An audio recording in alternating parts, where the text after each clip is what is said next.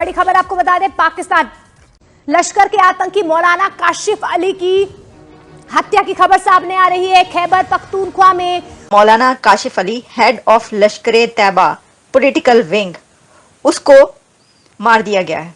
India इसको एक बहुत बड़ी कामयाबी के तौर पे देख रहा है। साथ ही ये बताया जा रहा है कि हाफिज सईद का ब्रदर इन लॉ था और इसको जी अननोन गनमैन एक बार फिर एक्टिव है और हमारे अनमोल रतन जो है वो उड़ना शुरू हो गए। इससे पहले भी अननोन गनमैन ने कई लोगों की जानें ली थी और भारत के ऊपर एलिगेशन लगाई गई थी। अब देखिए ये बात क्यों कही जा रही है, जगह जगह ये क्यों चल रही है, तो मारने वालों को भेजने वाले अजीत डोवल साहब हैं।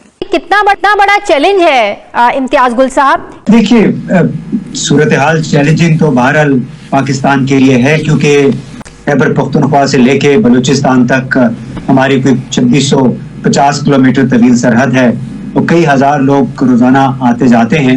उनमें यही दहशतगर्द गिरोह हैं, इनके लोग भी आते जाते हैं, दिन की रोशनी में आते हैं, रात के अंधेरे में वो फिर दूसरा रूप इख्तियार कर लेते हैं और उसका नतीजा हम देख रहे हैं। गुज़िश्ता तकरीबन 1 साल से मुसलसल कचोके लगा रहे हैं।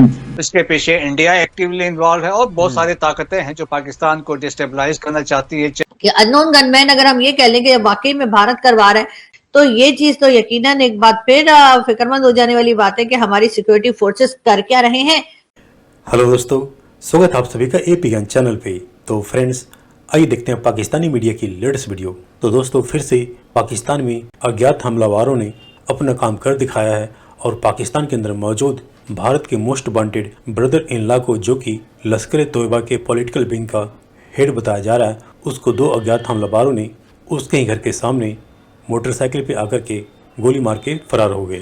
जिसके बाद अब जैसे कि आप जानते हैं, पाकिस्तानी मीडिया का हमेशा का एक राग कि यह सब विदेशी ताकतों की साजिश है, जिसमें खास तौर से पाकिस्तानी इंडिया और अमेरिका का नाम लेते हैं कि वो पाकिस्तान को अनस्टेबल करना चाहते हैं। लेकिन हकीकत यह है कि 1947 से जब से पाकिस्तान बना है वह कभी स्टेबल हुआ ही नहीं, यानी वो शुरू से ही अनस्टेबल कंट्री रहा है, जिसमें कि जो सबसे बड़ा फैक्टर कारण है वो खुद पाकिस्तान की सोच है और जिस तरह से पाकिस्तानी अपने बच्चों को पढ़ाते लिखाते हैं और धर्म का एक पर्टिकुलर एंगल सिखाते हैं, जिसकी वजह से पाकिस्तानी न सिर्फ खुद पाकिस्तान में ही लड़ते रहते हैं बल्कि वो दुनिया को भी अनस्टेबल करने की कोशिश में लगे रहते हैं। तो दोस्तों, आइए देखते हैं पाकिस्तानी मीडिया की इस लेटेस्ट वीडियो को। साथ ही आपसे रिक्वेस्ट है कि प्लीज चैनल को सब्सक्राइब करके हमें सहयोग दें। Thank you.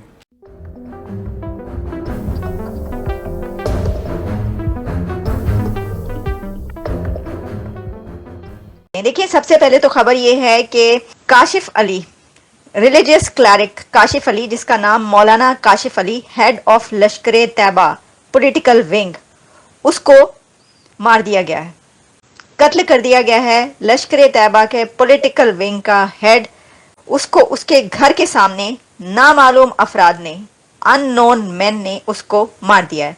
और ये काशिफ अली बहनोई, ब्रदर इन लॉ था हाफिज सईद का, इंडिया के मोस्ट वांटेड टेररिस्ट, उसका बहनोई भी था, ब्रदर इन लॉ। अच्छा, अब इसके बारे में ये खबर डॉन में भी पब्लिश हुई है और इसके बारे में कहा जा रहा है, अच्छा, इसकी एक वीडियो भी हल्की फुल्की छोटी मोटी गर्दिश करी है जिसमें देखा जा सकता है कि उसके घर के बाहर लोग इकट्ठे हैं और वो कर रहे हैं। लेकिन ये जो नामालूम अफराद कहे जा रहे हैं, इसके बारे में बहुत सारे मीडिया पर मैंने ये देखा कि वो उन्होंने तस्वीर लगाई हुई है अजीत डोवल साहब की और वो उनकी आंखों से शोले निकल रहे हैं और वो मुस्कुरा रहे हैं। आपको पता ना, वो एक खास तरह की जो तस्वीर होती है, इस तस्वीर लगाने का मतलब जो है वो ये निकल रहा है कि ये जो नामालूम अफराद मारकर चले गए हैं पाकिस्तान के अंदर KPK में, जो कि हाफिज सईद का बहनोई बताया जा रहा है, तो वो मारने वालों को भेजने वाले अजीत डोवल साहब हैं। अब देखिए ये बात क्यों कही जा रही है, जगह जगह ये क्यों चल रही है, तो उसकी वजह ये है कि देखिए ये जो है ना मामला, ये कहा जाता है कि पिछले 2 सालों के अंदर जगह जगह जो लोग फड़काए गए हैं, गली गली, चौक चौक, कभी स्वाबी में, कभी KPK में, कभी पिंडी में, कभी इस्लामाबाद की सड़कों पर, कभी कराची में, तो वो जगह जगह जो लोग फड़काए गए उनका कहीं ना कहीं से ताल्लुक जो है वो जिहाद से निकलता है और फिर पता ही चलता है कि ये तो इंडिया को मतलूब है, वांटेड है, टेररिस्ट है, भारत की तरफ से ये उनको वांटेड करार दिया गया। ये पता चलता है, फिर पता ही चलता है अच्छा ये तो फिर कौन मार के चला गया। हमें चाहिए हुकूमत पाकिस्तान को, नाउ इज द टाइम हम इनको पुश करें। They are the right breeding place. पूरे पाकिस्तान में फैले हुए क्रिमिनल एक्टिविटीज करते हैं, नारकोटिक्स का काम करते हैं, और उल्टे सब उल्टे काम बात करते हैं। समझ में नहीं आती। अफगान तालिबान उनके यहाँ तो खुद जाहिर है वो सेटल नहीं है, उनकी हर तरफ से इमदाद इतनी ज्यादा बंद है, तो वो हजारों डॉलर माहाना टीटीपी को सपोर्ट कैसे फराहम कर रहे हैं? उनके पास पैसा कहाँ से आ रहा है? नाजिया, हर महीने अमेरिकन मिलियंस ऑफ डॉलर्स उनको देते हैं। उनको जो 3.2 बिलियन के फ्रीज हुए थे वो जो ये स्विट्जरलैंड फंड के थ्रू उनको डिलीवर कर दिए हैं, वो पैसा दिया जा रहा है। देखिए 2023 में बाइडन की मुलाकात होती है, यानी 2 साल कबल ट्रंप के साथ, और उसमें जो जो कुछ तय होता है ना वो पढ़ लीजिए। और ये जो अभी ट्रंप की मुलाकात हुई है मोदी के साथ वो भी पढ़ लीजिए। शायद ही आपको कहीं को 2-3 जगहों पे कोई कॉमा, सेमीकोलन, सब्जेक्ट कोई एक आध नया जो है वो नजर आए।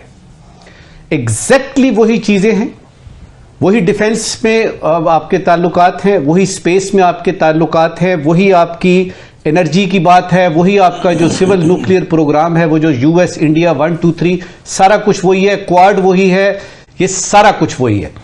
तो पहली बात उसमें से ये निकली कि ये ट्रंप और मोदी का एज सच कोई उन्होंने कोई कमाल नहीं किया, ये वॉशिंगटन और न्यू दिल्ली की बातें हैं।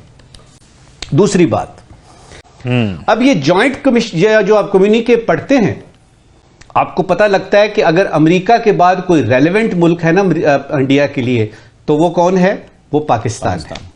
अच्छा, अब उसमें वो जिक्र कर रहे हैं अलकायदा का, ISIS का जिक्र आया, उसमें उन्होंने जैश ए मोहम्मद की बात की, उसमें उन्होंने लश्कर तैयबा का जिक्र किया, लेकिन वो उन्होंने टीटीपी का जिक्र नहीं किया।